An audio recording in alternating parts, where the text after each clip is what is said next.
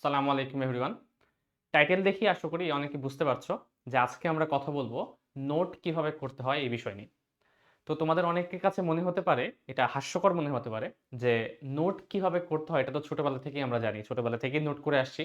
But আমি বলবো তোমরা এতদিন ধরে যে মেথডে নোট করে আসছো সেটা আসলে কোনো ইফেক্টিভ ওয়ে না এবং এটা থেকে ভালো কোনো আউটকামও আসে না। তো এই জিনিসটা নিয়েই হচ্ছে আজকে আলোচনা করব। বাট তার আগে আমরা একটু জেনে নেই যে নোট যে আমি করতে বলছি এটাকে কত ভাগে বিভক্ত করা যায়। আমি মোটামুটি এই নোটকে ২ ভাগে বিভক্ত করছি। একটা হচ্ছে লং নোট আর একটা হচ্ছে শর্ট নোট।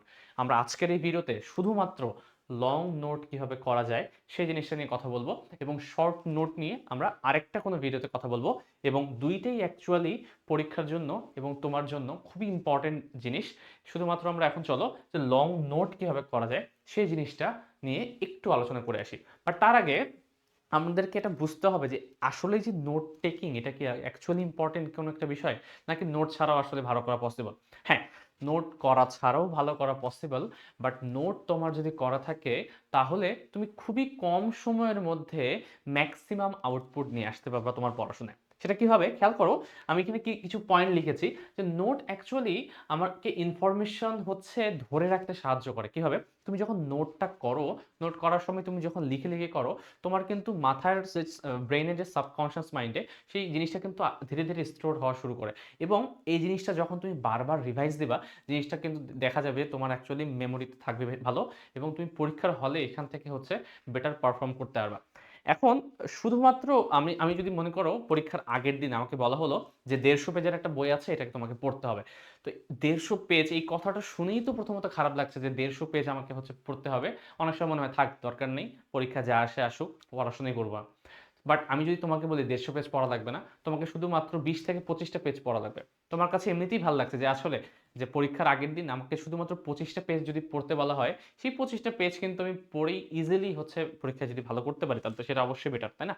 তো এই জিনিসটাই আমি যে ১৫০ পেজের যে জিনিসটা আছে সেটাকে সামারি করে আমি যদি হচ্ছে ১৫ টা মাত্র পেজে হচ্ছে কনভার্ট করে নিয়ে আসতে পারি, এই জিনিসটাই অ্যাকচুয়ালি নোট টেকিং।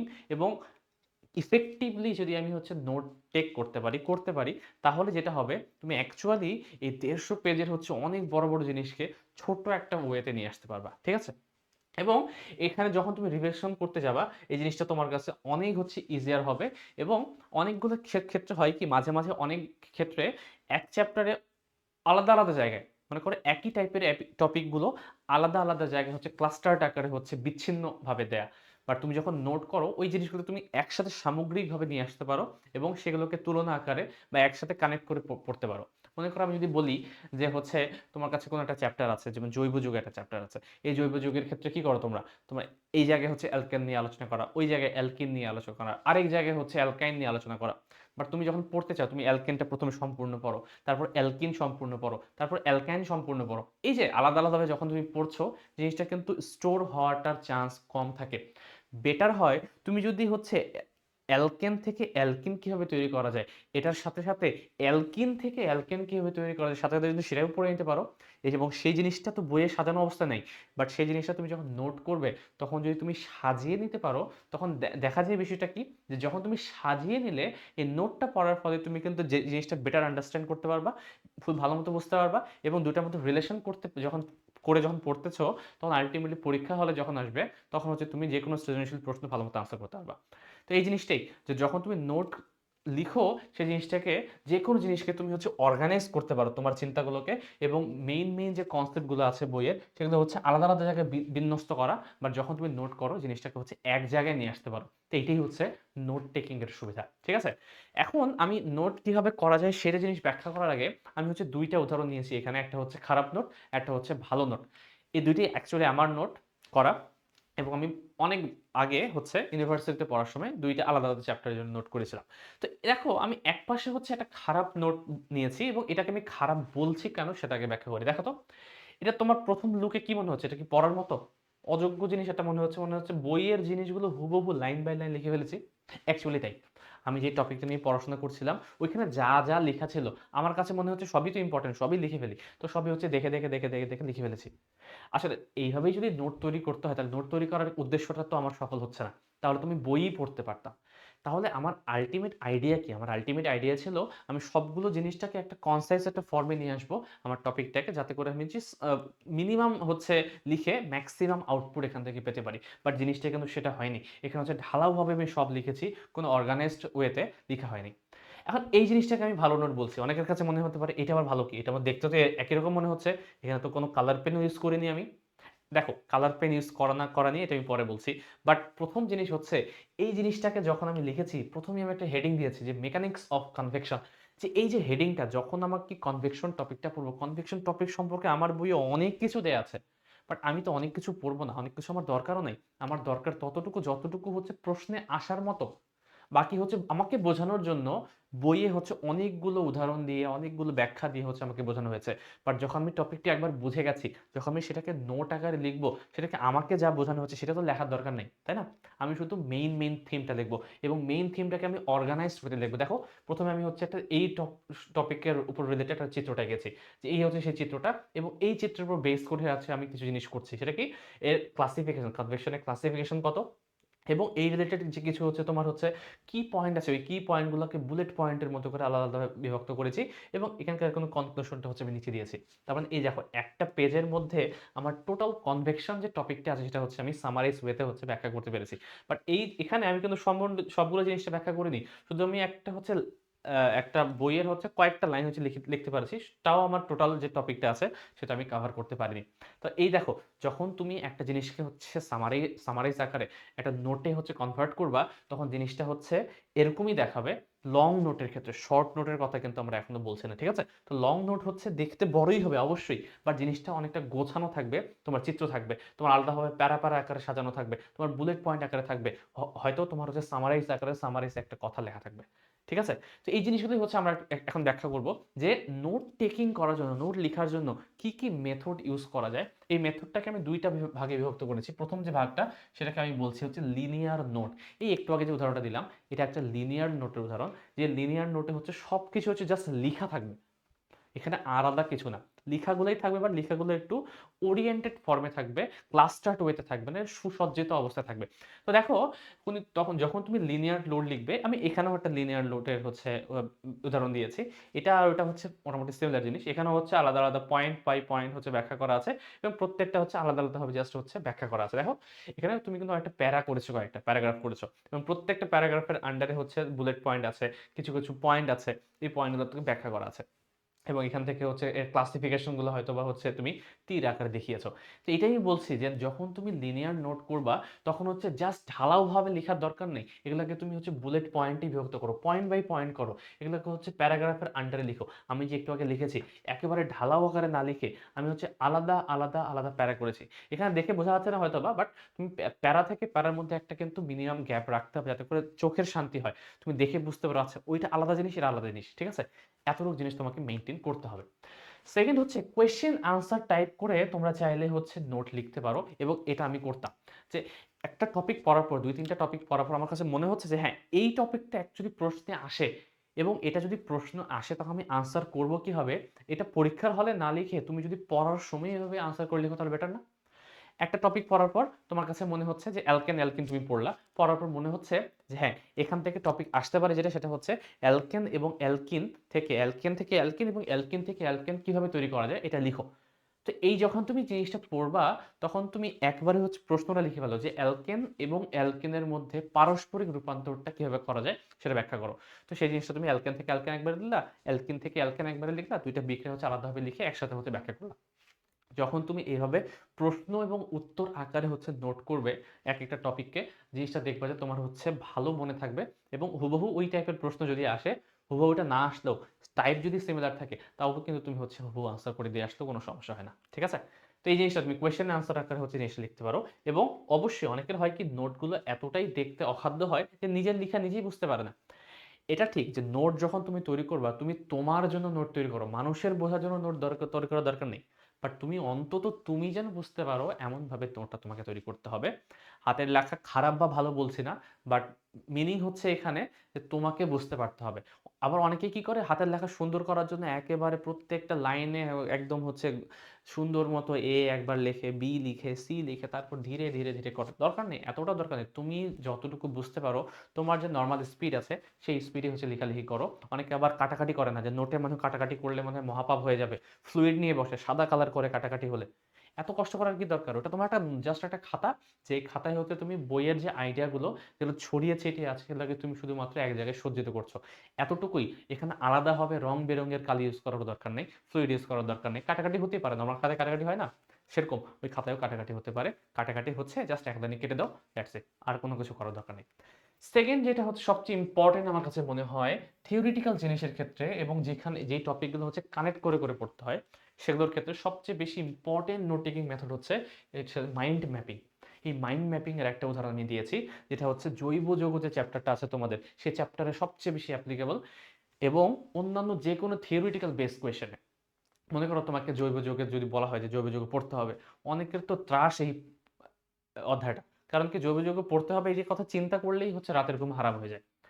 বাট আমি যদি বলি জৈব যৌগ একটা সবচেয়ে সহজ চ্যাপ্টার, ওই ওই কেমিস্ট্রি সেকেন্ড পেপারের বইয়ের সবচেয়ে সহজ চ্যাপ্টার হচ্ছে জৈব যৌগ, আমি জিনিসটা কিন্তু ভুল হবে না বলা, যদি তোমার এইভাবে একটা মাইন্ড ম্যাপ তৈরি করা থাকে।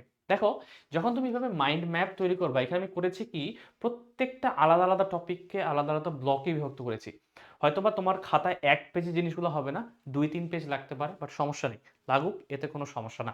বাট দেখো, যখন তুমি মাইন্ড ম্যাপ তৈরি করবা, কিভাবে তৈরি করবা, দেখো আমি এক জায়গায় লিখেছি হচ্ছে অ্যালকেন, এখানে লিখেছি অ্যালকেন, এখানে লিখেছি অ্যালকোহল, এখানে লিখেছি হচ্ছে অ্যালকিন, এখানে লিখেছি কার্বক্সিলিক অ্যাসিড, বা অন্যান্য যতগুলো হচ্ছে তোমার আলাদা আলাদা জৈব যৌগের হচ্ছে শ্রেণীবিভাগ আছে, সবগুলোকে আলাদাভাবে লিখেছি। লেখার পরে আমি ব্লকের আন্ডারে প্রত্যেকটার বেসিক মেজর মেজর যে হচ্ছে বৈশিষ্ট্যগুলো সেগুলো লিখে ফেলেছি। কি কি? অ্যালকেনের হচ্ছে বৈশিষ্ট্য কি, যে এখানে কার্বন কার্বন সিঙ্গেল বন্ড আছে, অ্যালকেনের ক্ষেত্রে ডাবল বন্ড আছে, অ্যালকোহলের ক্ষেত্রে ও এইচ হচ্ছে এই গ্রুপটা আছে, তাই না? এভাবে আমি আলাদা আলাদা মেইন মেইন জিনিসগুলো হচ্ছে লিখে রেখেছি। অ্যালকেনের আরেকটা নাম কি, এবং অ্যালকেল কি রিঅ্যাক্ট করে কারোর সাথে, কারোর সাথে রিঅ্যাক্ট করে না, এই জিনিসগুলো হচ্ছে আমি আলাদাভাবে লিখেছি। এরপরে কি করেছি দেখো, একটা ব্লকের সাথে আরেকটা ব্লকে এভাবে তীর দিয়ে দিয়ে, এভাবে তীর দিয়ে দিয়ে এঁকেছি। এর তীরটা দেওয়ার উদ্দেশ্য কি, মনে করো তোমাকে যদি বলা হয় যে অ্যালকেন থেকে অ্যালকিন তৈরি করো, তাহলে আমি কি করি, অ্যালকেন থেকে অ্যালকিন তৈরি করার জন্য বিক্রিয়া লিখি। তো তুমি বইয়ে যেভাবে লিখা আছে অ্যালকেন প্রথমে তারপর অ্যালকিন, তো সিরিয়ালি বইয়ের মতো করে লেখার কি দরকার, ওইভাবে তো মনেই থাকবে না আলটিমেটলি। বেটার হচ্ছে তুমি যখন যদি হচ্ছে একটা থেকে আরেকটা কিভাবে তৈরি করা যায়, একটা তীর দাও, তীর দিয়ে হচ্ছে প্লাস হচ্ছে যা দেওয়ার মনে করো প্লাস H2O, হাইড্রোজেন যোগ করলে এটা হয়।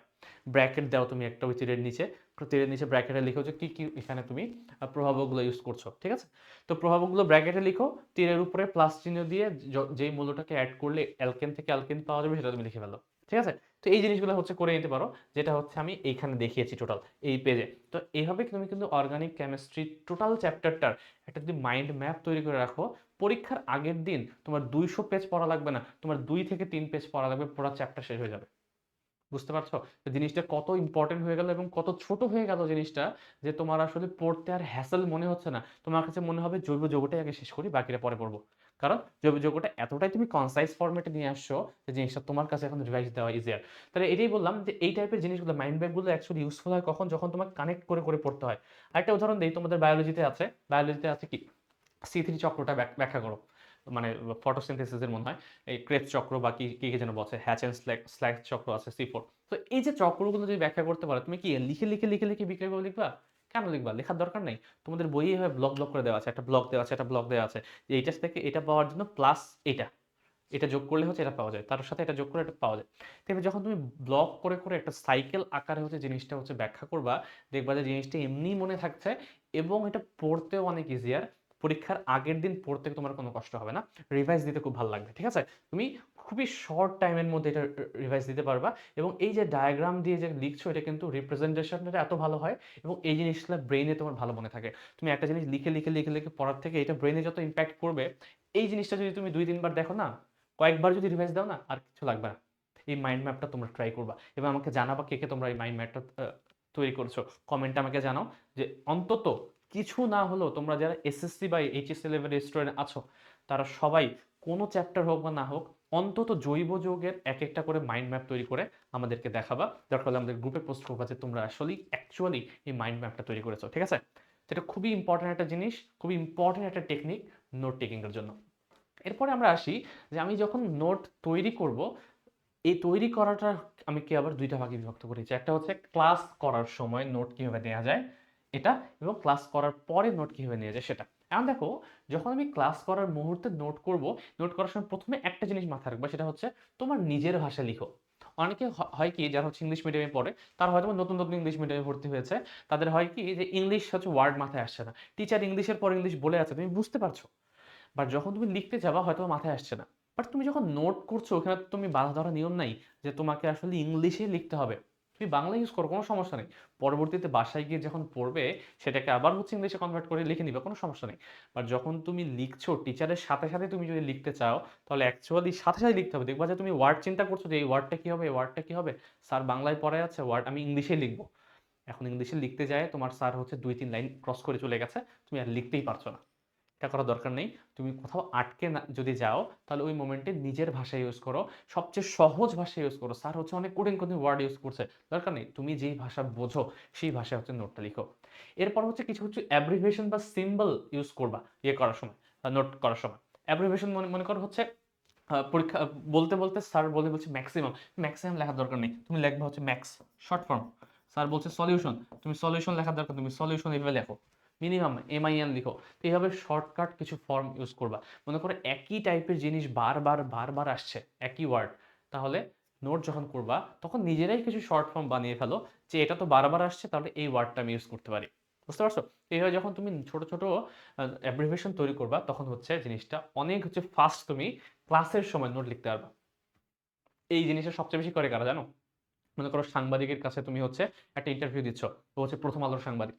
যখন তুমি ইন্টারভিউ দাও, দেখবা যে ও কিন্তু লিখছে তোমার কথাগুলো, এবং তুমি যদি পরের দিন নিউজ পেপার পড়ো, তুমি যা যা বলেছো হুবহু এক্স্যাক্টলি সেই জিনিসটাই তারা কিন্তু নোট লিখে। এখন যদি হচ্ছে অডিওতে রেকর্ড করে অনেকে, বাট আগের যুগে করতো কি, ওরা অ্যাব্রিভিয়েশন ইউজ করতো। ওরা যারা অ্যাব্রিভিয়েশন যদি ইউজ না করে, সিম্বল যদি ইউজ না করে, কিভাবে তোমার সাথে সাথে ওরা লিখতে পারে? পসিবল না। লিখার স্পিড তো বলার স্পিডের মতো সমান না। আমি যেই কথাগুলো এখন বলছি, আমি যদি বলি তোমরা আমার আমার কথাগুলো হচ্ছে পজ না করে করে লেখা শুরু করো, লিখতে পারবে না কেউ, হুবহু কখনোই লিখতে পারবে না, কিছু না কিছু বাদ যাবে। বাট তুমি যখন অ্যাব্রিভিয়েশন ইউজ করছো, একই টাইপের জিনিস বারবার আসছে, তোমার লিখতে লিখতে তুমি বোঝা হয়ে যাবে যে আমার এই ওয়ার্ডটাকে এভাবে লিখতে হবে, এই ওয়ার্ডটাকে শর্ট ফরম্যাটে লিখতে হবে, ঠিক আছে? কিছু সিম্বল ইউজ করো। মনে করো টিচার পড়াতে পড়াতে বলে ফেলেছে যে এই ম্যাথটা খুবই ইম্পর্টেন্ট, এখানে একটা স্টার দিয়ে রাখো, স্টার দিয়ে রাখো, ঠিক আছে? এই কিছু কিছু ক্ষেত্রে বলে যে এই ম্যাথটা করতে তোমাদের ভবিষ্যতে প্রবলেম হবে, এই ম্যাথটা ভুল হবেই, এই জায়গায় ভুল হয়, ওই জায়গাটাকে আন্ডারলাইন করে পি লিখে রাখো, পি মানে হচ্ছে প্রবলেম হতে পারে এই জায়গায়। তো এই যে শর্টকাট যে অ্যাব্রিভিয়েশনগুলো সিম্বলগুলো ইউজ করছো, এই সিম্বলগুলো তুমি হচ্ছে লিখে রাখো, যাতে করে যখন পরবর্তীতে এই জিনিসটা তুমি দেখবা, তখন মনে পড়বে আচ্ছা স্যার হচ্ছে এই কথাটা বলেছিল যে এটা ইম্পর্টেন্ট, এখানে প্রবলেম হতে পারে, তো আমি হচ্ছে মার্ক করে রাখলাম। তো এই জিনিসটা মাথায় রাখবা, ঠিক আছে? এবং এই ইম্পর্টেন্ট টপিকগুলো যেটা আমি বললাম মার্ক করে রাখতে। তো এই হচ্ছে মোটামুটি ডিউরিং দ্য ক্লাস তুমি কিভাবে আসলে নোট করবা, সেটা হচ্ছে একটা এক্সাম্পল দেওয়া। এরপর আমরা দেখি যখন আমি ক্লাস শেষ, এখন আমি বাসায় আসলাম, ওই টপিকটা বই থেকে পড়লাম, পড়ার পরে আমি এখন নোট করতে যাচ্ছি, যেটা আমি করতে চাচ্ছিলাম, এই নোট যখন আমি করতে চাবো, তখন আমি কিভাবে করব?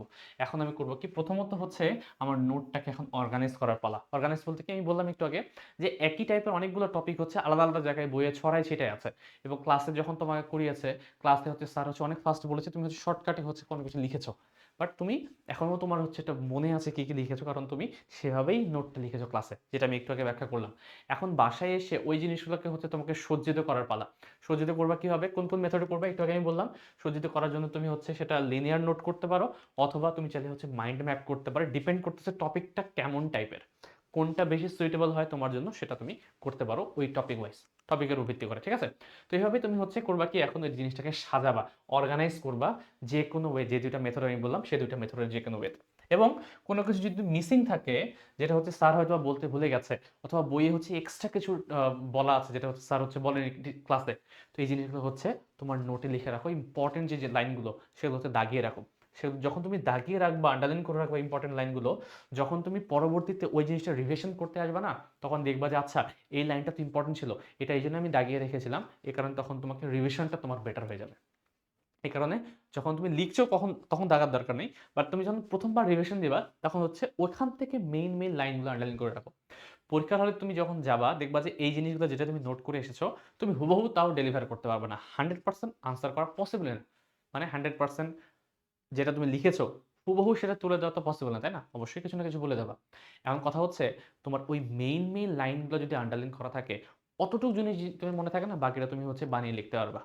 বাট মেইন যে জিনিসটা সেটা তোমার মনে রাখতে হবে এবং সেটাকে আলাদাভাবে আন্ডারলাইন করে রাখতে হবে। এবং এই আন্ডারলাইন করার জন্য তুমি চাইলে হচ্ছে ২ টা কালারের পেন, হাইয়েস্ট একটা তো অবশ্যই ব্ল্যাক, আর একটা তোমার ইচ্ছা মতো ইউজ করতে পারো। সেটা হচ্ছে রেড হতে পারে অথবা ব্লু হতে পারে অথবা তোমার ইচ্ছা।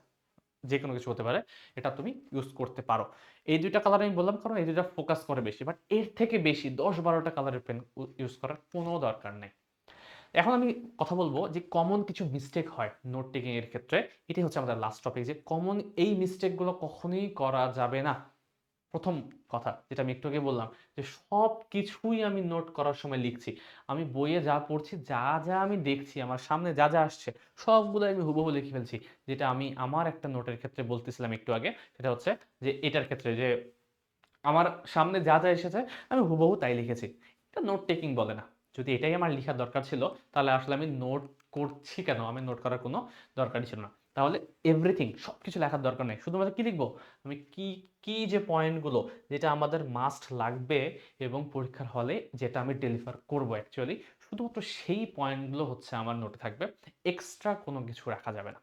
সেকেন্ড হচ্ছে যেটা আমি আবার বলছি যে কখনোই এত বেশি আঁকিবুকি করার দরকার নেই। অনেকে করে কি, প্রথমে হচ্ছে হেডিংটাই হচ্ছে যে ডিজাইন করে লিখে তাপ, গতি, বিদ্যা একবারে হচ্ছে বোল্ড করে কালার দিয়ে আশেপাশে ফুল, ফল ইত্যাদি এঁকে টেকে একবারে হাবিজাবি করে অবস্থা খারাপ। মানে ওটা করতেই তো তার ২ ঘন্টা চলে গেছে, এখন আর নোট করতে ভালো লাগতেছে না। অনেক টাইম হয়ে গেছে, এখন একটু গেম খেলে আসি। ২ ঘন্টা ধরে তো নোট করলামই। অ্যাকচুয়ালি ২ ঘন্টা কি করছো? নোট করছো তুমি? নোট করোনি কিন্তু। তুমি অ্যাকচুয়ালি ডিজাইন করছো। তো কখনোই ডিজাইন করা যাবে না, ফ্লুইড ইউজ করা যাবে না। বারবার বলছি বেশি অতিরঞ্জিত কালার ইউজ করা যাবে না। হাইয়েস্ট ২ টা কালার ইউজ করতে হবে।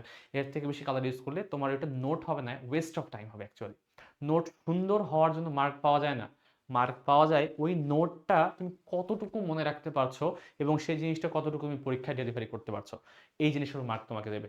তো নোট যদি সুন্দরের উপর মার্ক থাকতো আমি বলতাম হ্যাঁ অবশ্যই ১০-২০ টা কালার ইউজ করো। বাট সেটার উপর কোনো মার্ক নাই, আফসোস। ঠিক আছে? তো এই জিনিসটা কখনো করা যাবে না। লাস্ট এবং সবচেয়ে ইম্পর্টেন্ট জিনিস সেটা হচ্ছে রিভাইজ না করা। একটা নিজের নোট তৈরি করেছো, এত কষ্ট করে নোট তৈরি করছো, পরীক্ষার সময় পরীক্ষার আগের দিন ওই আবার বই থেকে ঢালাওভাবে পড়ে যাচ্ছ। তাহলে নোট করার উদ্দেশ্য কি ছিল? নোট করার উদ্দেশ্যই হচ্ছে যে তুমি তোমার নোটটা বারবার রিভিশন দিবা, অনেকবার রিভিশন দিবা এবং কিছু ক্ষেত্রে এটা এই মেথডটা ইউজ করা যায় যেটাকে ডাবল টিক মেথড বলে। যে আমরা সায়েন্টিস্টরা বলে যে একটা জিনিস যদি হচ্ছে আমি ২ বার পড়ি মিনিমাম, সেই জিনিসটা আমার একদম হচ্ছে মেমোরিতে স্টোর হয়ে যায়। তাহলে যখন তুমি আসবা, মনে করো তুমি পড়ছো, পড়তে একটা জিনিস পড়লা, পড়ার পর একটা টিক দিয়ে দিলা। যখন তুমি সেকেন্ড বার ওই জিনিসটা রিভিউ দিতে আসবা, রিভাইজ করতে আসবা, তখন তুমি আরেকটা যখন টিক দিবা তখন মনে থাকবে আচ্ছা এই জিনিসটা তুমি আমি আরেকবার পড়ছিলাম। তো যখন তুমি ডাবল টিক দিয়ে ফেললা, অন্তত ২ বার পড়ে ফেললা, জিনিসটার সম্ভাবনা আছে 90% টাইমেই সেটা তোমার মনে থাকবে। বাট মনে থাকবে না কখন? যদি তুমি সেটা রিভিশনই না দাও। পড়েছো তুমি হচ্ছে সেই ১ বছর আগে, মাঝখানে তুমি রিভিশনই দাওনি। তো কিভাবে রিভিশন দিতে হবে সেটা নিয়ে হচ্ছে আমি পরবর্তীতে বলব। বাট নোট কখনই হচ্ছে করে ফেলে রাখা যাবে না। এটাকে রিভিশন দেওয়ার জন্য অবশ্যই তোমাকে ব্যাক করতে হবে, আবার আসতে হবে এবং সেটা মাঝেই করতে হবে তোমাকে এই রিভিশনটা। ঠিক আছে? এবং আরেকটা জিনিস আমি বলে রাখি যে কখনো মনে করো করার সময় একটা হয় যে আমরা মনে করো সূত্র করতে একটা সূত্র লিখলাম। অনেকগুলো প্রমাণ করতে F সমান m এ একটা সূত্র লিখলাম। লিখার পরে আমি যে বললাম যে টিক দিয়ে রাখো, টিক দেওয়ার পাশাপাশি তোমরা একটা কাজ করতে পারো, সেটা হচ্ছে এই টাইপের যে ইম্পর্টেন্ট সূত্রগুলো আছে না, সেগুলো হচ্ছে এইভাবে ব্লক করে রাখবা। এইভাবে যখন তুমি বক্সের আন্ডারে রাখবা তখন বুঝতে পারবা আচ্ছা এই জিনিসটা তোমার ইম্পর্টেন্ট ছিল। তো এটাও কিন্তু মার্কিং করার একটা স্ট্র্যাটেজি এবং যখন তুমি রিভাইজ করতে আসবা সেই জিনিসগুলো রিভিশনের সময় এই জিনিসটা তোমাকে হেল্প করবে।